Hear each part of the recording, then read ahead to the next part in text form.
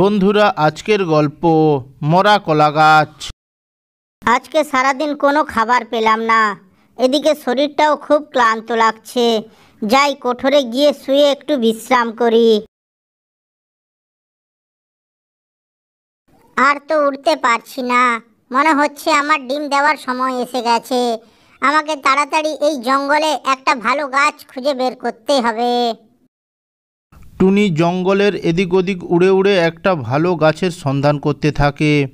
কিছুক্ষণ পর টুনি একটি বড় গাছ দেখতে পায় ও টুনি বলতে লাগলো, এই গাছটাকে দেখে তো মনে হচ্ছে খুবই মজবুত, সহজে ভাঙবে না। এই গাছটিতে আমার বাসা তৈরি করতে হবে। এরপর টুনি ওই জঙ্গল থেকে কিছু খড়কুটো সংগ্রহ করে নিয়ে এলো। ওই গাছটির উপর বাসা বানাতে লাগলো। বাসা বানানোর শব্দে সাপটির ঘুম ভেঙে গেল। কে এই সময় আমার ঘুমের ডিস্টার্ব করলো? বাইরে গিয়ে দেখতে হবে।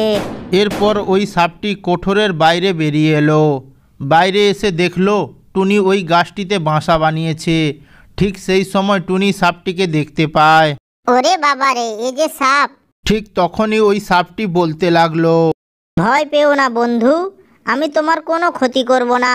আমি এই গাছটার কোঠরে বাস করি, তাই এই জঙ্গলের কোনো পাখি এই গাছটায় বাসা বানায় না।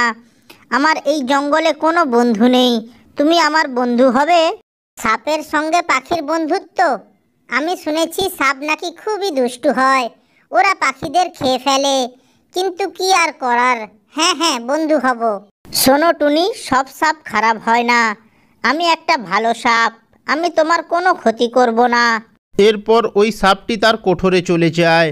কোঠরে গিয়ে সাপটি বলতে লাগলো, আমি কি তোর সঙ্গে এমনি বন্ধুত্ব করলাম?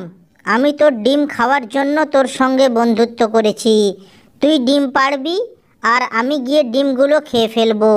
কতদিন টুনি পাখির ডিম খাইনি। এইভাবে বেশ কিছুদিন কেটে গেল। একদিন টুনি তার বাসায় একটা ডিম পাড়লো।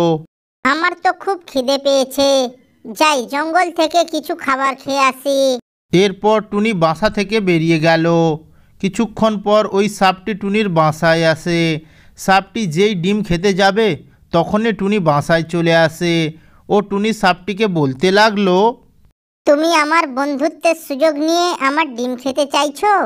তুমি একটা মা হয়ে আর একটা মায়ের কোল কিভাবে খালি করতে চাইছো? টুনি, তুই আমাকে ক্ষমা করে দে, আমি খুবই বড় ভুল করতে গেছিলাম। আমি আর কোনোদিন এই কাজ করব না। এই বলে ওই সাপটি টুনির বাসা থেকে বেরিয়ে গেল। কিছুদিন পর টুনি খাবার সংগ্রহের উদ্দেশ্যে গভীর জঙ্গলের দিকে উড়ে গেল।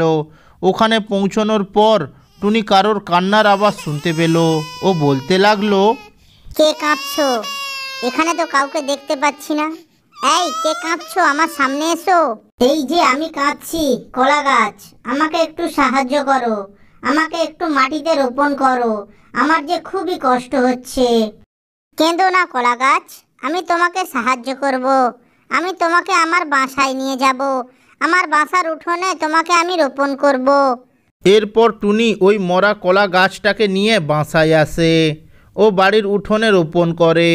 এইভাবে বেশ কিছুদিন কেটে গেল। মরা কলা গাছটাও বেঁচে গেল।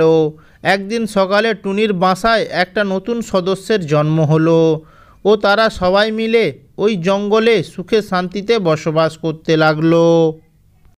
ভিডিওটি যদি ভালো লেগে থাকে তাহলে একটা লাইক করে চ্যানেলটি সাবস্ক্রাইব করবেন। ধন্যবাদ।